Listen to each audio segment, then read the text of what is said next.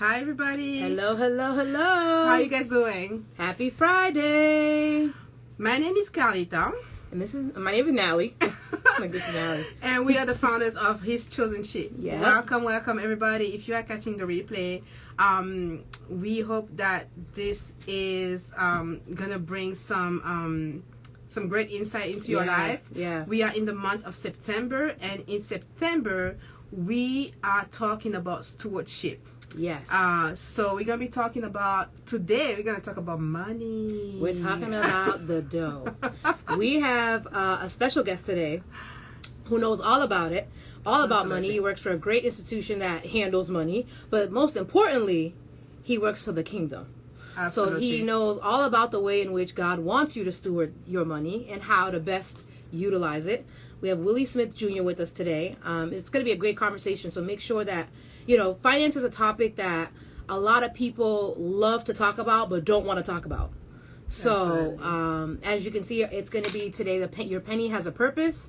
And so we are going to be digging into just the principles behind your penny and the purpose associated with it and the steps that you can do to kind of really, work out God's plan as far as your finances. That's always an important thing. That's amazing. So as you're introducing yourself and as I'm letting the guests coming, let's share this conversation. Yes. Let's share as much as we can. Right. Take a minute, guys. With your followers, invite them to this conversation about your purpose. Your penny has a purpose. Right. So I have Willie that is coming in, Mr. Willie Smith. With the name, I don't know about you. When I heard the name, I'm like, what? Willie Smith? Mm-hmm. Come on now. I was like, wait a minute. So as he is joining us, guys, welcome again, and share the live, share with everybody. Right. Hello. I think Willie's coming on, and make sure, guys, as well as we're talking, if you have questions, use the Q&A box. Throw your questions in there. Absolutely. We will get to a point today where we will. Hey, hello. Willie. So good to see you. Good to see you. Hey, can you guys hear me? Can you see me? Yeah. Absolutely. Perfect. Yeah. It's good to chat with you all this afternoon. Awesome. This is about to be a great conversation. I've been looking forward to this. Yeah. All week. I'm like, listen, and we were in the discussion we were having before, like finance is one of the number one questions I give people all the time. Mm-hmm. And I'm like, this is the conversation to be had. Mm-hmm. Yeah, awesome. So as we were saying, guys, just if you have questions, feel free to just drop your questions in the box. We will have a moment today where we will try to address as many, and if not, we'll definitely do so later on during messages. Yep. But so Willie, we will give you a second to go ahead and introduce yourself. We have tagged Willie's Instagram handle there as well. So if you guys are inspired by today, have questions that you want to ask him privately later, his Instagram handle, follow up with him. But yes, we're talkers. So we're going to stop for a second. And let you introduce yourself. Well, my name is Willie Smith. I am a Gary, Indiana native. Currently reside in McKinney, Texas. I do work in finance or work in wealth management. Happen to work, have had the experience to work with a couple of the largest and best wealth management companies out there. Currently with Edward Jones. Previously worked with Morgan Stanley. Did corporate finance for almost 15 years in various roles. Very fun and exciting, but also had very humble beginnings. So my career started working full-time and going to school for full-time. Both me and my wife, we had a very young family. We were non-traditional students. So believe it or not, a lot of people don't know, I actually used to have a CDL, and I drove trucks and cleaned sewer lines. So that was my job while I was working, going to school, trying to get a finance degree. And then shortly after finishing up undergrad is when I got my first finance role. And to be honest, I was pretty terrible at it. I would love to tell you that I was awesome and I was killing it, but and I won't say terrible in that my job was in jeopardy, but it was a serious learning curve for me. It took a lot, and I did a lot of research, a lot of digging, just so I could do well in that industry, and it of course led me to a financial advisor position later on down the line, because a lot of people would ask me, how do you do this? How do you do that? And I couldn't help them. I didn't have the licensing. I didn't have the training to do it. And it was just a whole big compliance issue. But long story short, you know, I saw the need in my community, saw the need in my own family, and even within myself, and started pursuing that track. And so when the opportunity presented itself, I pretty much jumped at it. Amazing. Here I am. That's pretty cool. It just like, I think for me, it just further highlights how God has a plan for you. And even in certain circumstances where you don't know what the future may hold, it's kind of like having that faith to continue to push, and that passion will come through. Absolutely. Right. That's amazing. Right. That's amazing. Awesome. So Exactly. we're gonna ask you for we're gonna introduce like the fun fact. And I think the question that we had today for you was when growing up, you've talked a lot about like what you were doing as, you know, in adulthood. I mean, I personally wanted to be a figure skater, which didn't last long. But like, what was it that you wanted to do as you were growing up, and you're like, you know, this is my dream. This is what I was going to do. Well, you know, I had that fantasy like a lot of young African American boys do. I wanted to be a professional athlete, and maybe my plan B was like, if I don't make it to the pros, maybe I'll be a coach, or I'll be a sports trainer. You know, I didn't even really know what they did. I saw people run. And they wearing all the gear. They do all the stuff. Players, water bottles, and I was just like, as long as I'm there, you know, as long as I'm present, you know, I'll do that, you know. And then they would have guys that would like tape up our ankles and make sure our pads were ready and all that stuff. And so I was just like, you know, if I don't make it as a player, if I don't make it as a coach, I just want to be in the atmosphere. I'll get to be one of those guys, but at least I'll be around the sport, and I'll just be in the area. And like you said, sometimes they say, if you want to make God laugh, tell them you're playing. You got jokes. And so, I totally went down a completely different path. He was like, that was your plan A. We're going to do a plan G. God's plan. That's good. Right. I had an A, B, and a C, and he was just like, you're not even. That's awesome. Not even that's in amazing. there. Not even close. That's a great. I mean, it's just, and I think what it highlights is it's okay to have that. Like, you know, like these are the aspirations you want to have. Yeah. But I think ultimately it will align with what God has in store for you. And I think that your journey definitely, you know, highlights that. That's amazing. Yeah. It's amazing. So I think what we want people to get out of our conversation is tools on how to do better in business or even in life, generally speaking. And I always say that it's not about how much you make, it's about how you spend what you have. Right. So when we were thinking about like having, you know, the stewardship conversation, and I know you and I have talked about it a little bit, there are some practical questions as a Christian or even in life in general that I think people have about the dime. Whether you are a Christian or not, I think giving the dime is a conversation that is always very taboo about the church and the non-church people. Right. What is your take on that? Can you share with us like what your understanding of the dime is on a kingdom perspective, but also just like in life in general? I think even before I was doing kingdom, I always thought that whatever I was doing, a part of it was to be given to other people, like the philanthropic part of it. Like, what is your take on that? Sure. So one of the things that I learned, as a Christian, I did a lot of studying about finance before I actually dived into it. Before I decided to make it my major, before I decided to make it a career path, I did a lot of research, a lot of studying, and I found out a lot of people really believe in giving and they're very philanthropic, as you stated, even outside of being a Christian. And there's even people that believe in reverse tithing. That's a whole nother conversation. And I'm just like, wow, they actually live off 10 and give God 90. You know, and I'm like, how do you do that? That's a whole nother lie. I'm just like, Lord, increase my faith. You definitely. Know? But, my faith. That's the word.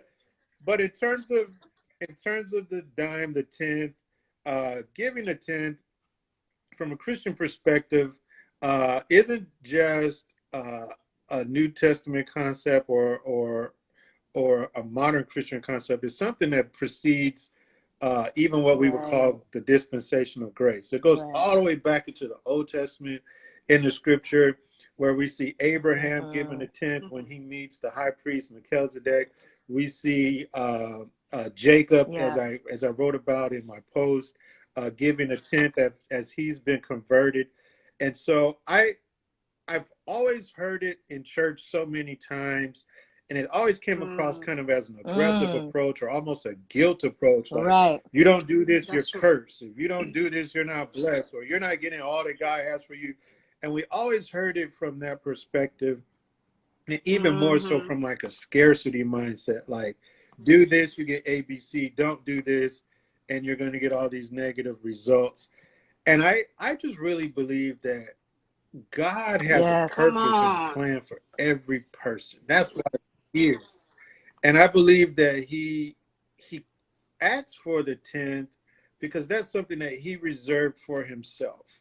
And it starts all the way back at the beginning of creation, where he told Adam and Eve, he said, you can have all what's in the garden except for this tree. This is reserved, for me.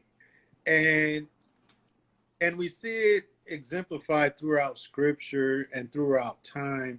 And it's something that God has set aside. And I don't think it's so much about the number 10 as it is about honoring God and making him a priority. The obedience. How do we make God priority, and how do we put God first? Because it's so easy as time goes on and as you accumulate more and do more, it's so easy to get caught up in what I want to do, and what I'm getting and what I'm receiving, to forget that, God isn't here for my purpose, but I'm here for his purpose. And I think when we put it in that perspective, and you realize how much God has really done for you, how much God is really prepared for you, how much God has given to you, what he's ultimately even sacrificed. He gave his only begotten son. It's a simple scripture, John 3:16, for God so loved the world that he gave his only begotten son. But he gave the ultimate gift just for us to have life. And then you realize, God isn't doing this to penalize us. It's not here to be punitive, but that he actually has a plan for you. And if there's so much more that he wants to provide and give you, so I need to tap into that. And if God says I require 5, if God says I require 10, if God says he requires more, then that's what I want to be in a position to do. Because ultimately, I'm not shortchanging God. I'm shortchanging myself. And I think that's really good. When I don't. Oh, sorry. To take the blame part, the blaming part of it, like how, religion wants you to feel guilty if you don't give the dime. I think like coming out of that is extremely important. But one of the other things that I think is important when we talk about finance or time or stewardship for any shape is this discipline, right? And I think that what it builds is like a discipline around how to manage your money. And the general rule that people do is the 50-30-20 rule in terms of management. Can you talk about some of the very technical aspect, but yet something that people can understand easily, so that whoever is joining this live and don't know how to regulate their their money or their income, to give them some insight of are you first of all one that is about the 50-30-20, or do you have another rule that you apply? I know I don't do that. I do like a 40, I do a 40, 30, 10, 10. I have a different rule. But what is your take on that as a professional? There's so many paths that lead to Rome, and sometimes it's a matter of picking one. There's so many ways that you can do it. So I don't prescribe to just one particular set, but I can say that it is best to stick to a plan, stick to a strategy, and kind of stick to it. How much you should live off of, I generally like to say, hey, 10% goes to God. You should be paying just about as much to yourself. Saving, setting aside 10%. So that's 20 already off the table. And then you look at your living expenses, and generally in banking, they tell you that you can get a mortgage up to 2 to 3 times your income. or they'll tell you you can afford so much over your debt to asset ratio, whether you have 40%, 30%, etc. So they generally have some general guidelines, but I tell people everyone's situation is so unique. It depends on your expenses. It depends on how much debt you have, how much income that you have coming in.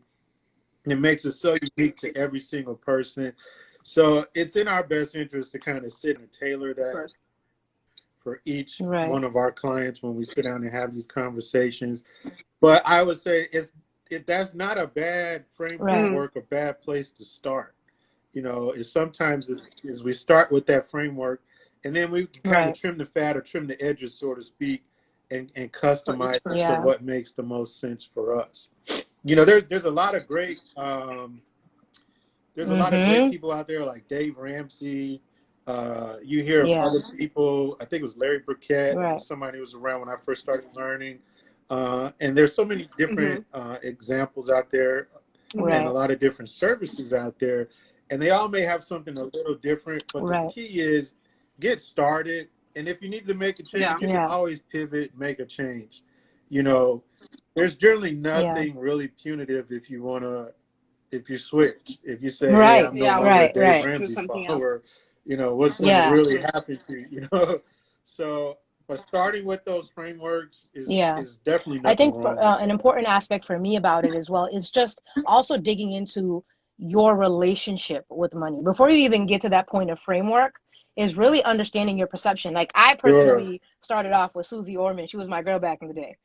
And so then I kind of gradually, like, she kind of started opening my perception as to, you know, in a lot of it, sometimes in our communities, we have to talk about the traumas associated with that, our upbringing, our environmental backgrounds, those things that have shaped the way in which that we look at money and what it represents.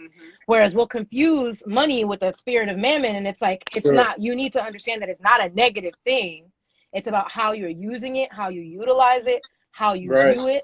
And I think that is an important thing for people to realize. And I think in some of your writing this week on your blog post, you did start talking about at a very young age, your experience with money and how that kind of shaped how you stewarded it.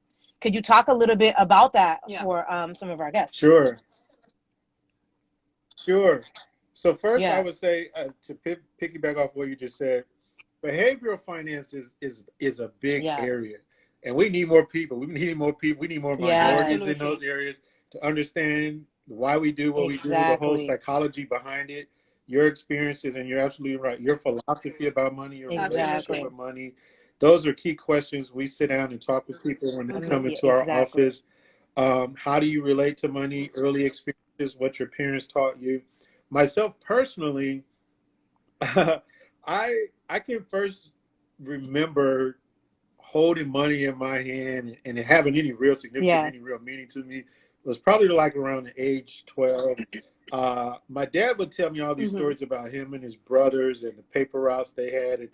So that was a big experience I wanted to have for myself. Yeah. Ooh, when we've all been there, right? I want to do that. So I think it was right around 12. If I'm wrong, maybe it's like 10, 12, but I'm not far off. Okay. The formative ages, so, around that age, is when they, in our area where they let you become a paper boy. And so maybe I had like 50, 60 clients to. Wow.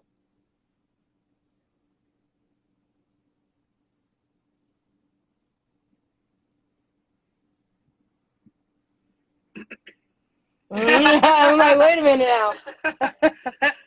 Weather, 90-degree That's when the real work. Like, it's just like, look, this is it. It's just not a fun thing to do.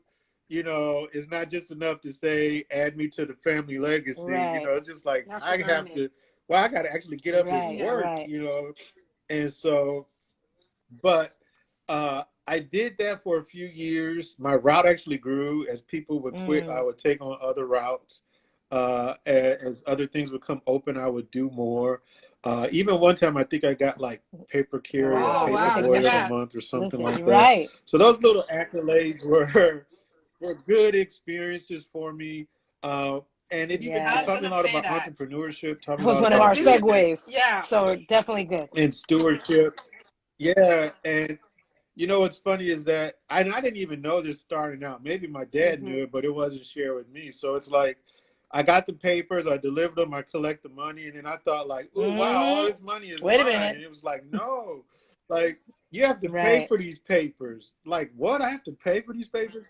And it was just like, yeah, there's a bill, and then we had to go down to the newspaper company, actually pay the bill, and it was like whatever was left over was mine. And I was kind of lackadaisical about collecting, and I would tell people, they would say, oh, can you come back? Can you do this? And I'd be like, sure, sure. But once I found out I actually had a bill, and like this is coming out of my pocket, and wait a minute now, wait, pay for this, like I wasn't so no, I'm sorry, I need to get this today. I'm like, you got to pay up, or I'm cutting you off. Here I am, I'm 12 years old, cutting people's paper off. Sometimes you gotta learn those lessons in life. Hey, no.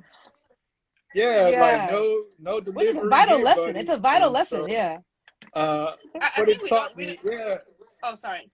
But fortunately, I had a lot of great people, and I had a good working class community where people were pretty diligent. So those experiences were kind of few and far between. I think what I'm taking out of this experience is something that we are losing in our community, because that built like a sense of like community and responsibility, right? At that young age. I remember when I used to be on vacation, I used to do massages for my uncles and auntie, and just like, okay, if I do one leg, it's like €1, for example. Like, so like that discipline of like starting to earn money because you work for it versus just getting like, a stipend every week for just being you.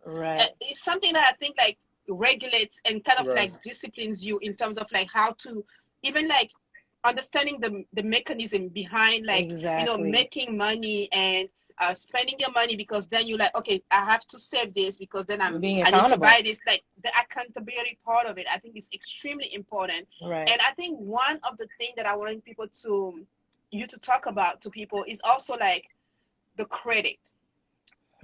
Credit is a big thing. Like, like in our community, I feel like money is one of those things where we all want to talk about it, but we just don't talk about it. And it's kind of like bringing us to the point where we are ignorant about it. And it is becoming a device that the enemy is using against us.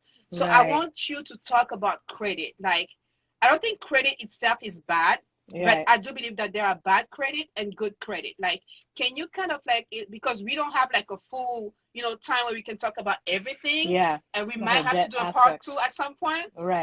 But I still want people to understand that behind the discipline of like, okay, I'm saving money, I'm doing this. The 2 things that I want you to talk about before we leave here today is credit and investment. Because we always think that we have to invest or we have to save money, like saving money versus investing the money. Like emergency fund, or I invest. Like, when it's like, it can be both. Like if you really can tap on that for us, for like whoever is following today, to help them have like some basis. And guys, just as we're talking, feel free to drop questions in the Q&A. If we can get to all of them today, we'll try. If not, we will definitely make sure that we do get the answers. And we can share them with you guys. Oh, before we give back to you, I've seen some questions, guys. Not that we are ignoring you guys, but like we just want to make sure that we touch on those different points, and we're going to have a Q&A at the end where we're going to answer most of your questions, because I'm sure the team is here kind of like taking notes of your questions. So we got your back, guys. Don't worry about it. All yours, Willie. Very best people. Okay, you know how technology we know how tech goes today. Okay. Yes. And when the Bible tells us that we're going to be the lender and not the borrower, and then in turn also tells us to not to owe anyone, it's not a sin to have debt. It's not a sin to use debt. Otherwise, he wouldn't use us to be the lender to begin with. So it's not bad or wrong necessarily to have debt, but we have to have control. And you can't have a spirit of greed. One of my favorite scriptures, it doesn't say money, but one of my favorite scriptures is in Proverbs, and it tells us that too much honey makes the stomach sick. Well, too much honey will make you vomit. too much of something Right. very good That's can true. still be bad for you. So you have to always have the right balance and Right. put That's things right. in proper perspective. There are things that I think if you don't have the assets, if you don't have the equity, that maybe debt is a viable option. You know, debt to pay for a mortgage, debt to pay for your education, and even nowadays, debt for a car. You got to get back and forth to work. So those aren't necessarily bad things, Right. but you have to put those things in perspective. The Bible also says in Psalms, and I believe Psalms 37 says you're wicked if you make a debt and don't pay it back. That's that accountability aspect. So you have to really consider, what you're signing up for, because you don't want to be a burden to yourself, and you don't want to be a burden to someone else. So I don't believe it's in the Bible, but there's an old saying that says no such thing as a free lunch. But so it's coming out of somebody's pocket. Somebody's footing it. Somebody's footing the bill. Right. Somebody's covering that expense. And if anyone has ever borrowed from you, you know what that feeling feels like. So just imagine putting it on a large scale. You have to learn that the banks they're not our enemy. The lending institution isn't our enemy. But the Bible does speak about those things. And so I think that the Bible speaks about it in a way that's helpful and beneficial to us. I don't think that it's discouraging debt or discouraging these things. Not that we should ever have it, but it should be in its right perspective. And then if you can't pay off your debt, then that's where we talk about indentured servants, and that's where we get into when the Bible even talks about slavery. Generally, that's what it's talking about, is paying off your debt. But it also provided a provision for you that after 7 years or after so many years, you're able to be freed from that debt. And even after 50 years, when there's Jubilee, you're able to be set free from those debts. And so the Bible, God never really intended for us to just be enslaved and bogged down with a lot of debt. So if you can avoid it, by all means, avoid it. Don't use it. If you're in a situation where that's the only vehicle that you have, or it makes better, sometimes the numbers, the way they work out, it actually makes better sense in the long term. So you get tax deductions. Sometimes you get special deals. If you have great credit, you get zero financing and no payment for 2 years, 3 years, and you can utilize it to your advantage. So sometimes it may actually you have to be smart about it. I don't want to sound so exclusive to say never use it. It's just to say be smart, be intelligent, and ask questions. We sit down and we can go through a scenario, and does this actually make sense for me? I know people that invest, they do real estate, and it's all about other people's money, about putting up less of your own money and borrowing. But again, you have to pay that back. You have to pay it off within a certain time frame. If you're trying to flip properties or flip homes and you're using debt to do that, then that has to be paid off. You just can't. Exactly. You can't rob Peter and pay Paul and expect to have. You have to. I think what I'm gaining from what you're saying is that it requires a lot of intentionality and strategy. So a lot of it is, unfortunately, in today's world, and a lot, and I won't say all millennials because I'm on that cusp as well, but it's the fact that it's keeping up with the Joneses and trying to gain things that are not necessarily bringing value to our lives, but are healing some other. There's a lot of psychological aspect involved with it. It's healing other emotional things that at this point, at this moment, I'm getting the instant gratification for, but I'm paying for it in the long term. And that's not necessarily being strategic or intentional with your money or thinking future oriented, like the word tells us. So I think there's a lot of internal work that needs to be done. But I am elated that this is something that you're saying, that it is something that as people of the kingdom, God is providing us these resources to use to be a blessing to others and for us to walk in abundance for everything that He has given us. Absolutely. There's when you're talking, I'm thinking of a couple of books that I read several years ago. One is called Wired for Wealth. Another, I believe, It's called Wire for Wealth, and We'll look it the up. author's name are escaping me right now. I'm thinking on the spot, but Wire for Wealth is one, and the same authors wrote Financial Lessons from Ebenezer Scrooge. And it's all about behavior. It's all about behavior. So it goes into why we get into debt. It goes into why we spend large sums of money. Like, why is it that you win the lottery and spend it all in less than a year? That is the case studies behind that. It's crazy. Yeah. It even gets into the mindset of how we shame one another because of our status. It gets into that mind. So we all have, and it explains, like, we all have this wealth and this poor man bandwidth. Right. Like how far we go up and down based upon how we were raised. So if you've been in a family that never made $100,000 a year, like, you will actually start making $120,000 a year and actually start struggling. Like, it's in you because you're hardwired differently. Exactly. Not to say that you can't break through it. And you have to be intentional. But you just have to definitely. To it. Yeah. So your mind actually tries to reset and go back to what you're comfortable with and what you know. Like, if your parents only made $70,000 a year and you start to exceed them, then there's something that triggers in you psychologically that wants to there's healing even in that, right?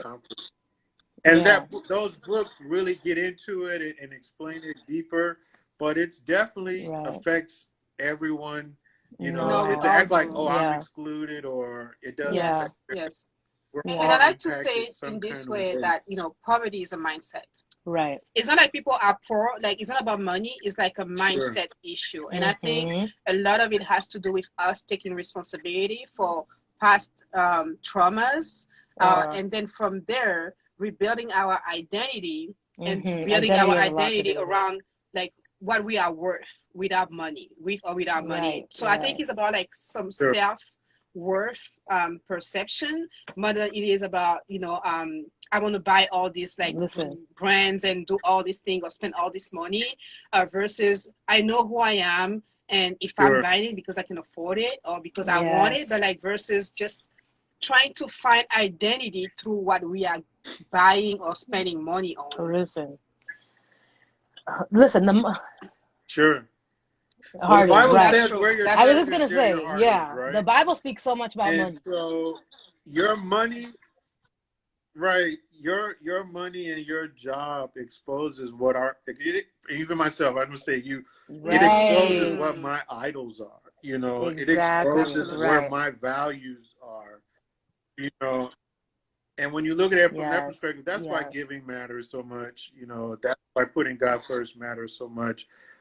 Is because it exposes that. And God doesn't mind us having these things.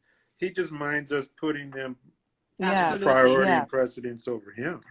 We have to put those things in part. He wants you to have. You need to have a roof over your head. Absolutely. He wants you to have transportation back and forth.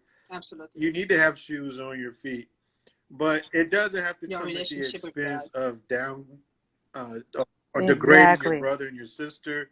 It doesn't have to come at the expense of I'm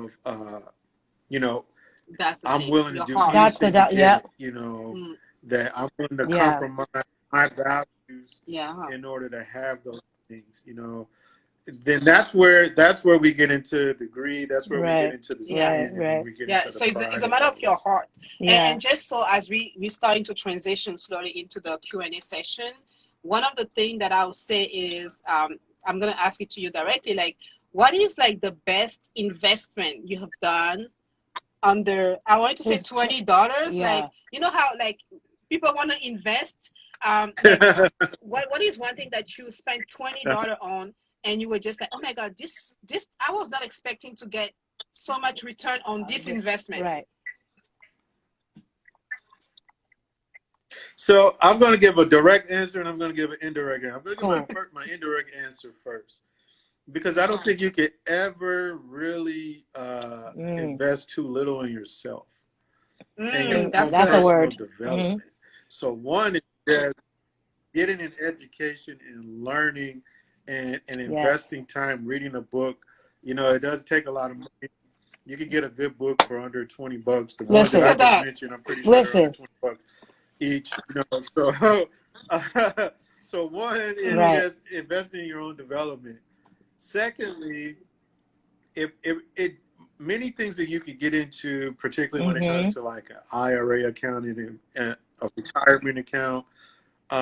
You can generally do something like 20, 25, or even $50. Yes. Definitely less than $100 a month. You can probably get into something where you set it up automatically and you can buy different funds to invest in.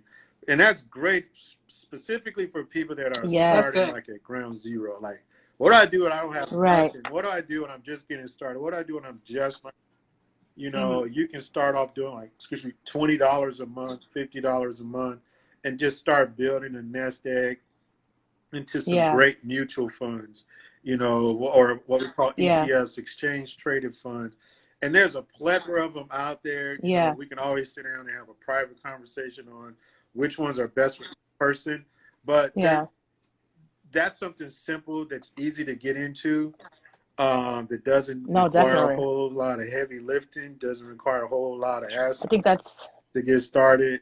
And, you know, like you said, $20, $30. Invest in yourself. No, it's definitely the case. I mean, I think you've really touched upon, like, in your blog this month, you talked about the 4 Ps. And I think that was probably like the last piece of this process, where it was, you know, your purpose, people, and then it was process, and then people, profit. Yeah. Right.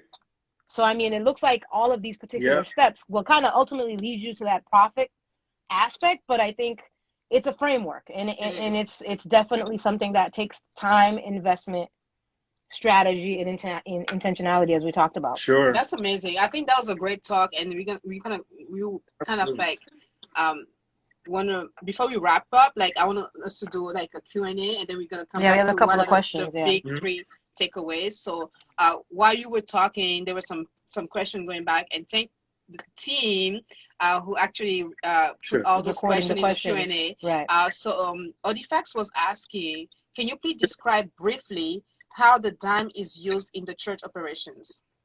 Listen. That's a question. That's a question. So, okay. Yeah, a quick and dirty answer is, you know, when you look at the Bible, when you go all the way back to Deuteronomy, Leviticus, and you start digging and you see that every tribe was basically assigned different tasks and different specialties. So they all had their expertise. So it was the Levitical tribe that took on the priesthood, that carried out taking care of the tabernacle, taking care of what we would call the modern day church. And it was the tithe is what sustained them. Okay. And they also used the tithe to take care of the widow. They took tithe to take care of the orphan. They took tithe to do so many different things. And so it's still that way today. Every church is set up a little bit different, but in most cases, that's what's used to finance and take care of the church. And in many instances, most pastors that you'll talk to, because my father was a pastor, I used to assist him. That's where I learned a lot of this stuff. But you'll find out that even with giving the tithes, many times, many churches still fall short. Absolutely. Many times they still don't have enough. The budgets are always shoestring, and they barely have enough to meet the needs of the community. So it takes extra effort, and that's why you hear and see them putting so much emphasis on it. Is generally there's some type of need, or is not one, everyone doesn't give, and everyone doesn't give 10%. And it's kind of like that same old 80-20 rule, where 20% of the people are probably carrying the load for everyone else. And then you have people that kind of fall off at different points at different times. Listen, you know, Christmas you know how that goes. You know how that goes. That's very true. Guys, if you have more questions, let us know as Willie is talking, because we are coming towards the end. We want to make sure we answer questions. And one thing I was going to add, just from my experience with that, it kind of aligns with what you're talking about. I think that the church sometimes too also gets like a bad rap, because people, you know, the church is a business. You know, at the end of the day, it's still a business that has to function, but there's a deeper faith and a deeper purpose behind it. But I think that people tend to because when organizations do it, it's not that big of a deal. But when it comes, when it's in a religious institution that does it, it becomes, you're taking this money, but it still has lights, there's overhead costs. There's still people that work there that also, need to have a living. And there's people in your community that sometimes people don't even see what the church does with some of that money. And I think it's always been for me, being that I have both sides of the spectrum, seeing what it is inside of a church and working in just the corporate field, is that there's a lot of scrutiny that churches get because of that. And I think it is unfortunate, and it's something that, sometimes us in the kingdom, we have to strive to make sure that people understand that the tithe is important, not just, for people to think that it's going into a pastor's pocket and that's what they're doing. It's really impacting people. Right. Yeah. Well, there's nothing wrong with requiring your leaders to be accountable. Yes. And most churches that have been around any length of time, there's certain IRS guidelines that have to be followed. Exactly. There's certain things, even in how you record your giving, there's certain things that have to be done. They got the church police too. There's reports that should go out. I mean, if you're a member of the church, then you should take advantage of that. Go attend a meeting sometimes and find out what's going on. Get the annual statements. Ask those questions. And really get a sense as to what's going on. I think when you really, really get involved and really, really get engaged, you'll find out that most people aren't doing fraudulent things or doing terrible things. But there's always somebody on the naughty boy list. I mean, there's always somebody acting up from the beginning of time all the way to now. I love it. That's cutting up. Go. Right. You can go all the way back to Cain and Abel. It was just two brothers. You would think, like, can't you guys just get along? But somebody's still acting up, and someone's not going to do what God said do, and someone's going to act up, and that's unfortunate, but that should also be taken care of. You have to put those things in perspective. Those if you have to let someone go, or if you have to even change churches, if you find out the ministry isn't doing what, no one has a lockdown on heaven. There is no competitive advantage, for us getting into the kingdom. So if it means that you have to change affiliations, absolutely, you have to do it right. And you're not cursed because you change churches. You're not cursed because you get a new pastor. That's right. If you find out over time people aren't doing what they're supposed to do, then it may mean severing the relationship. So just before we get to the one question was like, can you briefly explain the 4 P's? The 4 P's: the purpose, people, process, and profit. Sure. That's like a popular thing. Come on now. Sure. So I'll very, very simple. I believe that God cares what you do and why you do it. That's your purpose. I believe God cares about who you're doing it with, the people that he put in your life. I believe it matters to God how you do it. So the process matters also. Integrity matters. Values matter. Profit matters. I believe that it matters to God that we're effective in what we do. I believe that if he gives us, he blesses us with more than enough, then at the end of it, you should be profitable. Your income and revenue should be greater than your expenses. You should be able to manage what you have. We should be able to save for the future, save for retirement, plan for the next generation. So that's where that all falls into that profit area. So again, it matters how we honor God, how we obey God, and how we follow. It matters why we do what we do. It matters who we do it with. How you're doing it. It matters how we do it. And it matters how effective we are. That's absolutely amazing. Well, I'm going to add this 5th P. That's powerful. Exactly. That's powerful. I was like, that's so good. When I read this, I was like, I got to make sure that I ingrain this because this is amazing. It's definitely. Absolutely. And guys, if you have not done so yet, you want to check the blog. Yes. Look in our bio, you find the chosensheep.love. And then just to wrap up, really, can you tell us if anyone Dominic came towards the end? I'm sure you're gonna watch the replay, but what would be the 3 takeaways that you want people to leave this conversation with? Right. So one, I would just say it all belongs to God. It all matters to God. You know, that's the whole 4 P's. So it all matters. You know, every day that you get up, it all matters to God. Everything in our lives, and that's why we were created. The one scripture that says, "What is man that thou art mindful of him, or the son of man that thou visited? But you made him a little lower than the angels, and crowned him with glory and honor, and you give him dominion and put everything under his feet." So when you think about that, it all really matters to God. He created us with a purpose in mind. That's one thing. The other thing is that don't be afraid to start Don't small. be afraid to start small. Don't be ashamed of where you are beginnings. right now. Even if it's not where you want to be. Exactly. None of us are where we want to be. You can talk to a billionaire and they're still worried. They're still concerned. There's things they're still trying to get accomplished. And just because you have a lot, or even if you have a lot of money, it doesn't mean that you don't have problems. Everybody. People think the grass is always greener on the other side. Everybody has struggles. Everybody's going through some. So having wealth and having money doesn't erase problems in your life. So those are the first 2 things, is just realizing that, is just being grateful for where you are. And the last thing I would say is just, you know, try your best to stay positive. That's a good one. Try your best. Stay committed to your plan. Stay committed to the vision that God has for you, and realize that we serve a sovereign God. We serve a powerful God who is really in control, especially times like these right now. We're not only facing a pandemic, because I'm in the U.S. Those of us that are in the U.S., we got to realize this is a pandemic that the world is experiencing. Not just us, but it's the whole world. And it's easy to think that it's just me. I'm the only one sick. I'm the only one dealing with a stroke, dealing with cancer, dealing with a loved one that passed away, dealing with money issues.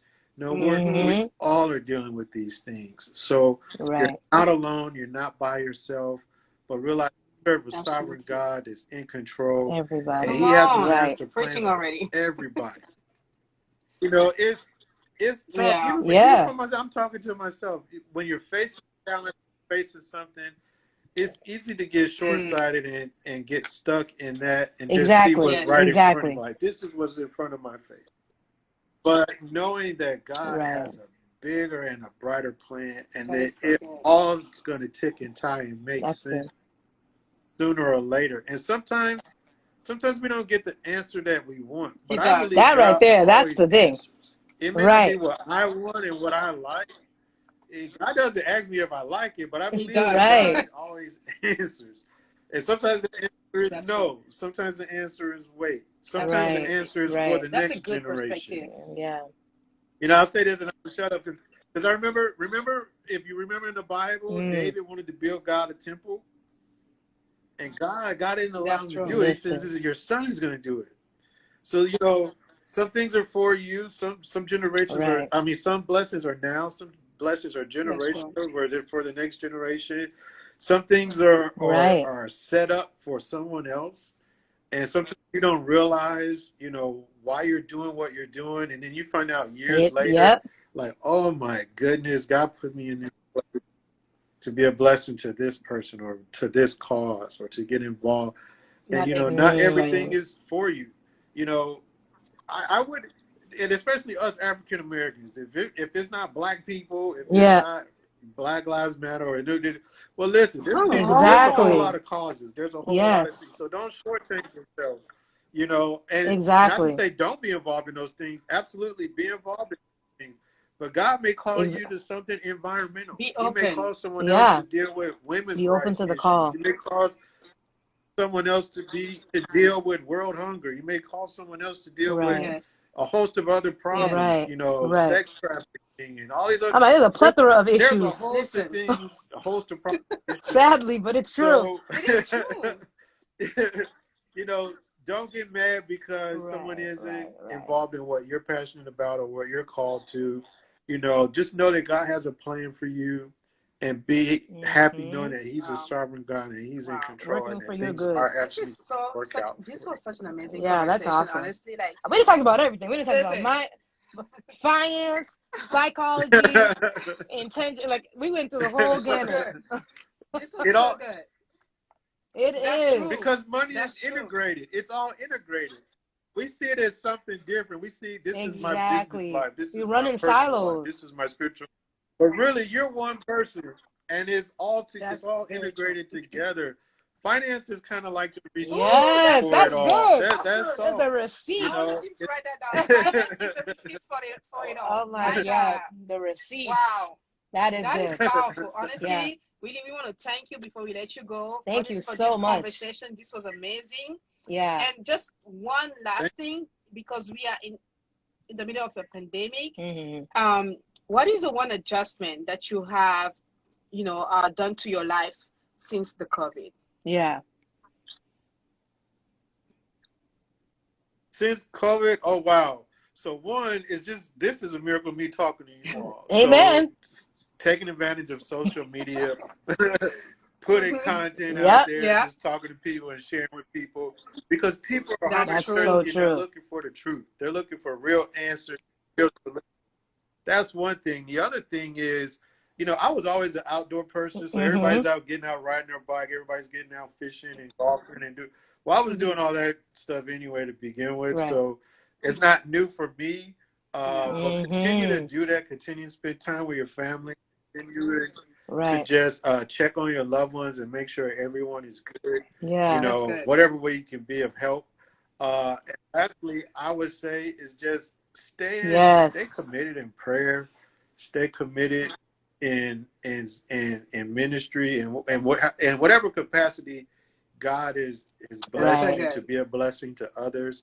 And it's not always just about the 4 walls of the church. Because clearly we're not in those 4 walls. If God is it's on your job, you are the church. If it's people in your community, whatever role you're serving, then continue to just be faithful.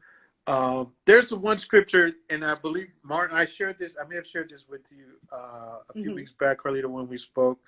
Psalms 145 says this. It says, through your hands, oh God, and I'm paraphrasing, but through God's hands, he feeds the entire world. He feeds all of his people. And we can all be an extension of God's hands. Martin Luther explained this many years ago, that the milkman is an extension of God's hand. The trucker that's driving the milk is an extension the Amazon delivery guy in the hospital. Everybody. Exactly. Or woman, I should say, not just guy. But you could be an extension. You can be an extension of God's hand, providing care, providing love to the people that are around you. And you can be used by God in so many different, even the secular person, the person that doesn't even know that they're being used, is being used by God some kind of way. And so in this pandemic, however God chooses to use you, keep an open just mind. Be satisfied and be grateful. That is for so that. good. We all wear a lot of hats. That's true. Yeah. And what you may do in one area may be grand. It may be great in one area, and in another area, you may be the least of it. You may not be getting recognized, but know that it's still important. It's still necessary. Be nice to the person in traffic. Oh my God! Girl, listen, we're not about to go out this life if we continue. Listen, because the wisdom in just these things. It's just dropping nuggets up here. My God, this is so good. Yes, guys, listen. This was an amazing conversation. We hope to have you so much, soon for another conversation, because I feel like there's so much wisdom. There's so much more to kind of dig in. Come on, and listen, thank you so much for this conversation, guys. Follow Willie. His handle is gonna be in the chat box later. We can put in the comments. Right. Even if you have been on the blog, you can look on the post that we've done earlier this week. And you can follow him. Reach out to him for advice if you need to. Because it's not just about the money, it's a whole mindset. And through our conversation, I think we really talked about that. Really, thank you so much. We're gonna let you go. Thank you so much for your time. Thank you so much. Happy to have you. And happy to have you back. Take care. Bye. Bye-bye. All right. Take care. Bye, everyone. Wow, guys, what a conversation! Wow, I mean, that was a great conversation. This was so good. Listen. Yeah, I mean, I'm gonna have to go back through this and make sure. Let me write these pieces down because that was amazing. I hope that you guys were able to gain some of the great nuggets. I mean, the 4 P's in itself was a thing. Like that's something, but the receipts is what had the finances. Just a receipt. Out here. I was like, I never even thought about it that way. That is so true. I was about to run out of this room. I mean, listen, but just like I'll say, what we need to remember is to be a blessing to people, right? Because, like, someone like to say that, and I think my friend said it too. Anamo, who's in the chat with us, she's like, if no one has read the Bible, I want to be their Bible. You are the Bible. You are the church. Listen, we out of the word of the church, but you are the church. Listen, right? The church is not like a building. The church is not like, the church is you. Right. So through you, people should be able to live Christ. Right. So this is a Christian blog, but we want to make sure that we cater to the word. Exactly. Because Jesus didn't come here for the church people. He came for the word. So we want to make sure that whatever we do is bringing value to your life. Right. And we want you to remember that you are not a black sheep. You are not a black sheep. You are a chosen sheep. Right. And that you are not a work in progress. Jesus said it. The work is finished. Right. Remember, you are a process, a purpose in process. Purpose in process. Right? So now, do you want to say something for the end? I think the only thing that I want to remind people of is, we've had a great overview of what finance means, what the church what it means in the church and just in general. And I think the reality for me, for many years, I had to realize that you're going to have sandpaper people. You're going to have sandpaper moments. But remember that when you're sanded and those things at the end, they shine bright. Yeah. Just like, you heard the metaphor of diamonds and how they are, produced. It's the same concept. So understand that God is with you through every process that you're in. And that you are a purpose in process. You are developing. You're not the same person you were yesterday, and you're not the person that you're going to be tomorrow. Absolutely. So just kind of take each day at a time. And we are just happy to be here and kind of give you just all the nuggets that we come across to kind of help you throughout your journey as well. We hope you brought value to your life. Yes, definitely. And we thank you for being here every Friday, every time you tune in. We really love you guys. Yes. And we just wish you to have an amazing weekend. Have a great weekend. And always remember, it's not about perfection. It's about being fully developed in your purpose. In your purpose. Okay? It's a process. It's a process. Bye, love you guys. We'll see you next week. See you next week.